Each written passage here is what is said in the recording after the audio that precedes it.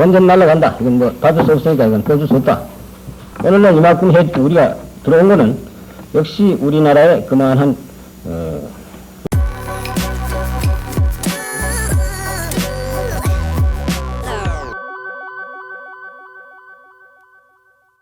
1969년 4월 25일 기자회견 8부 영상입니다. 박 대통령 시절 보통은 연초에 연두 기자회견을 하는 것이 관례였습니다. 가끔 현안이 있을 때 이처럼 별도의 공개 기자회견을 하기도 했죠. 이날 박 대통령은 구체적인 수치를 들어 상황을 설명합니다. 1959년 우리 정부가 외국에서 구워온 재정차관은 1200만 달러였습니다. 1960년엔 500만 불이었죠.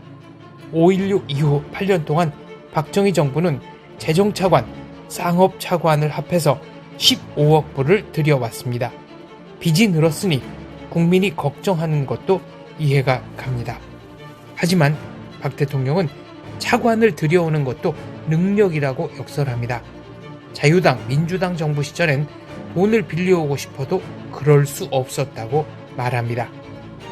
한국의 경제 형편, 외환 사정, 국제 수지, 수출 능력 등을 감안하면 갚을 능력이 있다고 볼 수 없었기에 국제사회가 돈을 빌려주지 않았다는 것입니다. 공화당 정부는 다르다고 말합니다. 외국에서 한국의 원리금 상환 능력이 충분하다고 보기에 돈을 꿔주는 것이다. 그러니 걱정하지 말라고 박정희 대통령은 국민들을 다독입니다. 특히 개발도상에 있는 나라가 특히 우리나라 같은 형편에서 우리 자체 자본이 빈약한 나라에서는 도저히 외자를 많이 들여와야 됩니다.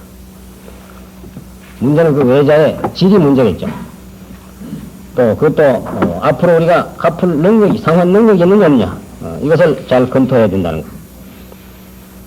역시 외국 사람이 우리에게 차관을 줄 때는 그 사람들이 덮어놓고 한국에다가 돈 꿔달란다고 무작정하고 주는 것이 아니라 오히려 우리보다도 더 그런 내용을 엄밀히 따진다는 걸 여러분들이 아셔야 됩니다. 한국이 이만한 걸 차관을 해주면 여기다 이자를 이만큼 붙여가지고 앞으로 10년이면 10년 꿔주면 과연 한국이 상환 능력이 있겠느냐 없겠느냐 그 사람들의 우리나라에 앞으로 있어서 여러가지 국제 수지에 대한 전망이든지 현재 외환 보유고 라든지 수출 능력이라든지 이런 것을 전부 검토를 해서 이것은 한국이 충분히 상환 능력이 있다 할 때 차관을 해주는 것이지 그것을 검토하지 않고 차관 능력이 없는데도 덮어놓고 차관을 해주는 법은 아닙니다. 지금까지 우리가 차관 외채를 들여온 것이 10억 불이라고 했는데 한 가지 과거의 통계를 여러분들한테 소개를 하겠습니다. 1959년에 우리 정부가 외국에서 꿔들은 총 외채가 1200만 불입니다.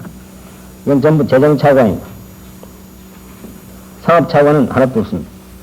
1960년에 500만 불입니다. 이것도 재정차관입니다. 1961년 300만 불. 이게 5.16 혁명이 나기 전에 우리 정부가 자유당, 민주당 시절에 외국에서 꿔온 차관이 전부 얼마냐? 합쳐서 2천만 불밖에 되지 않습니다.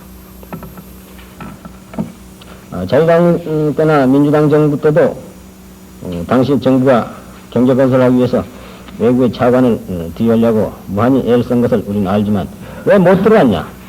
그 당시에 한국의 경제 형편이나 우리의 외환 사정이나 국제 수지나 수출 능력이나 이런 걸 봐서 한국이 꿔줘봤자 이건 번전 날아간다. 이건 뭐 받을 수 없으니까 이건 꿔줄 수 없다. 차관 안 해준 겁니다. 오늘날 이만큼 우리가 들어온 거는 역시 우리나라의 그만한 외채에 대한 원리금 상환 능력이 있다고 보기 때문에 우리가 이걸 가져올 수도 있는 거고 외국에서 이런 걸 또 차관도 해준다고 봐야 하겠습니다.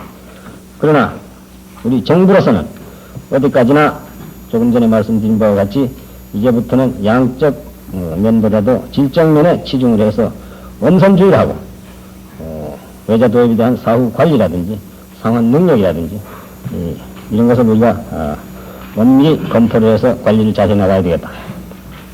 이렇게 생각을 합니다.